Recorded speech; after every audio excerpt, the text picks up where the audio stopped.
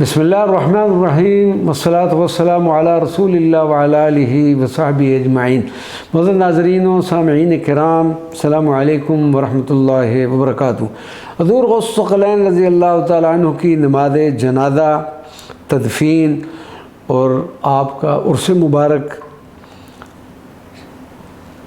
حضور سیدنا شیخ عبد القادر جیلانی کے سب سے بڑے صاحبزادے حضرت شیخ عبد الوہاب نے آپ کی نماز جنازہ پڑھائی، جس میں خلقت ہجوم کے علاوہ آپ رضی اللہ تعالیٰ عنہ کی اولاد مبارکہ، علماء و مشائخ، مریدین اور آپ کے کثیر تلامذہ شامل ہوئے۔ لوگوں کے ازدحام کی وجہ سے تمام سڑکیں، بازار اور مکانات بھر گئے تھے۔ رات کو ہی آپ کے مدرسہ واقع باب العز، جسے آج کل باب الشیخ کے نام سے یاد کیا جاتا ہے، میں دفن فرمایا گیا۔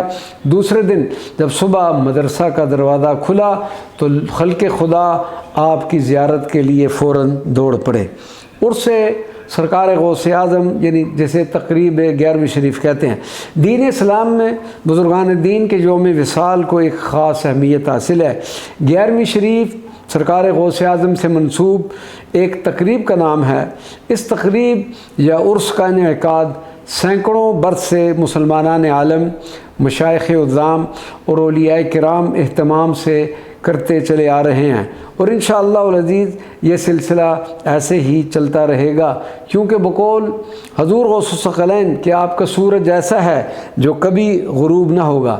ابن تیمیہ جیسی امور دین میں سخت گیر شخصیت بھی بارگاہ غوث اعظم میں اپنی عقیدت کے اظہار اس طرح کیا کرتی کہ ربیع الاول شریف کی آخری تاریخوں میں دمشق سے درگاہ غوثیہ کے لنگر کے لیے نذرانے ارسال کرتے۔ حضرت امام یافی نے اپنی کتاب قرۃ الناظرہ و خلاصۃ المفاخرہ میں بیان کرتے ہیں کہ حضور غوث پاک چاند کی 11 تاریخ کو نبی پاک صلی اللہ علیہ وسلم کی یاد میں تقریب منعقد فرمایا کرتے تھے۔